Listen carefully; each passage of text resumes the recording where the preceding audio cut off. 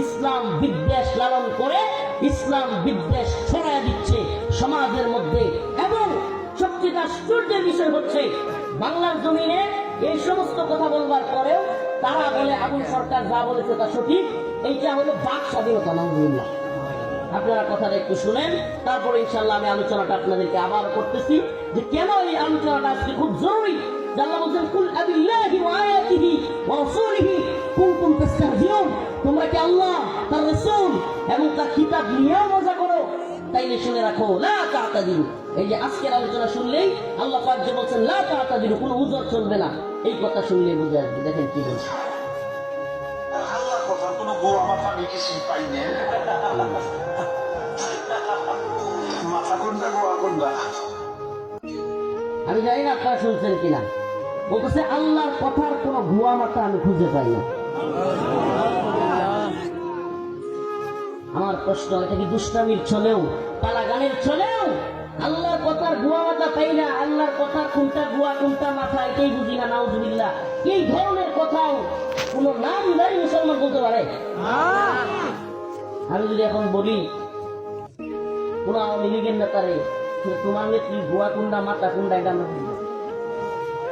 যদি বিএনপির কোন নেতার সামনে বলি তার নেত্রীকে, সে অবশ্যই কষ্ট পাবে। এই এনসিপি আরো যত দল আছে, এদেরকে যদি এদের বড় নেতা কিংবা এদের বাবার কথা বলা হয় যে তোর বাপের ভুয়া কুন্ডার মাথা কুন্ডা, আমি কিছুই বুঝি না, তার বাবাকে বললেই সে কষ্টে এই লোককে তোর বাড়ি দিয়ে মারতে আসবে। কত সত্য না মিথ্যা? অথচ আমার রব্বে কাবা, যার কাছে আমাদের জীবন, যার কাছে আমাদের মৃত্যু, যার কথায় আমাদের জান্নাত, যার কথায় আমাদের জাহান্নাম, আরে পুরো পৃথিবী যদি আমার বিরুদ্ধে করে যায়, এই পুরো পৃথিবী মিলে আমার মাইরে ফেলতে পারবে। এত বেশি কিছু? পুরো পৃথিবী মিলে আমাকে মারতে পারবে, শহীদ করতে পারবে, কিন্তু আমার আল্লাহ যদি আমার ক্ষমা করে দেয়, আমার জান্নাত দিবে। তাইলে আমার যেই রব সবকিছু করবেন, সেই রবকে বলতেছে আল্লাহর কথা আমি বলতেও তো লজ্জা লাগে। নাউজুবিল্লাহ। আপনারা শুনলে আশ্চর্য হবেন। এই কুলাঙ্গার আবুল সরকার, এই লোক এই কথা বলবার পরে পুলিশ প্রশাসন, মানিকগঞ্জের তৌহিদি জনতা, মানিকগঞ্জের মুসলমানরা জেগে উঠছে, প্রতিবাদ জানাইছে। এখন পুলিশ প্রশাসন তারে অ্যারেস্ট করছে, গ্রেফতার করছে, সে কারাগারে আছে। এটা একটা ভালো উদ্যোগ ছিল, কিন্তু যেই তাকে গ্রেফতার করেছে এদেশের তথাকথিত এলিট শ্রেণী, তথাকথিত সুশীলরা খুব গর্জে উঠছে। এদেশের বামপন্থীরা, বিশেষ করে বর্তমানে দুই চারটা সমন্বয়ক, যার কথা শুনে কিছু তার মুরিদ আছে, একজন বদমাইশ কিছু বাজারে মনে করেন যে আপনাদের এলাকায় আছে কিনা, ওই সুর ধরা খাইলে যখন পাবলিক সব ফিটা থাকে, অনেকদিন ধরে দোকানপাটে চুরি করতেছে, ধরতে পারে না, এটা নেগা ওইটা নেগা, হঠাৎ করে এক সুরের পাইছে, পাবলিক তখন কেমন খেপা থাকে, সব মিললে এটা মাননের লেগে রেডি হয় না? ঠিক এই মুহূর্তে দেখবেন গ্রাম্য কিছু মুরব্বী আছে, দৌড়ায় গিয়ে সুরের পক্ষ নেবে আছে, কিন্তু আমাদের লাগে আছে, দৌড়ে যাবে যায় করবো, মুখের গায়ে হাত দিবি না, হের গায়ে হাত দেওয়া কিন্তু আমার গায়ে হাত দেওয়া। এই বাংলাদেশে এই কুলাঙ্গার বাউল আবুল সরকারের পক্ষ নিয়ে এরকম কথা বলছে বাংলাদেশের বর্তমানে স্বঘোষিত মুরব্বী ফরহাদ মাঝার।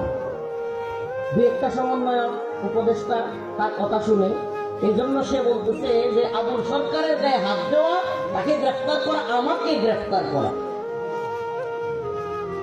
নাউজুবিল্লাহ। আসলে ভাষা খারাপ করতে ইচ্ছা হয় না। ওয়াজ মাহফিল আইসা তুই বুড়া খারাস এমনে করতেছে, দেশটা মনে হয় দুই সাইড দেব উপদেষ্টা, দুই সাইড দেয় যে ছাত্র সমন্বয়, তার কথা শুনে মনে করতেছে দেশটা হাসিনার মতো তার বাপের হয়ে গেছে। বুঝতেছে না যে এই দেশের ইতিহাস, এদেশের ইতিহাস, ঐতিহ্য, এদেশের সংস্কৃতি, এদেশের কালচার। মানুষ, যে ব্যক্তি নিয়মিত নামাজও পড়ে না, কিন্তু কোন আলেমকে, কোন ইসলামকে, দিনকে নিয়ে কটূক্তি করলে, সমাজের ইমাম সাহেবকে কেউ আক্রমণ করলে, এই সমাজের নামাজ কম পড়ানোটাও কিংবা নামাজ না পড়ানোটাও দৌড়ায় যায়। কেন আমার রসুলের বিরুদ্ধে কথা বলবে, কেন আল্লাহর বিরুদ্ধে কথা বলবে, কেন ইমাম সাহেবকে আহত করবে? এই জিনিসটা এই দেশের জনগণ সহ্য করতে পারে না। অতএব এদেশে যদি কেউ স্বঘোষিত মুরব্বী হয়ে চোর বাটপার আল্লাহদ্রোহী খোদাদ্রোহীদের পক্ষ অবলম্বন করে, তাহলে আমরা তাকে জানা দিতে চাই ওই জুনায়েদ সাকি, ফরহাদ মাজহার, এনসিপি এবং আরো যে সমস্ত লোকেরা আছে তাদের প্রত্যেককে জানা দিতে চাই, ইসলামের বিরুদ্ধে বাংলাদেশে অবস্থান নিলে এদেশের তাওহীদবাদী জনতা, এদেশের মুসলিমরা আবার গর্জে উঠবে, যেভাবে সাতনায় গর্জে উঠেছিল। প্রয়োজনে সারা দেশব্যাপী মুসলমানরা গর্জে উঠে হলেও সমস্ত ইসলাম বিদ্বেষীদের দাঁত ভাঙা জবাব দেওয়া হবে।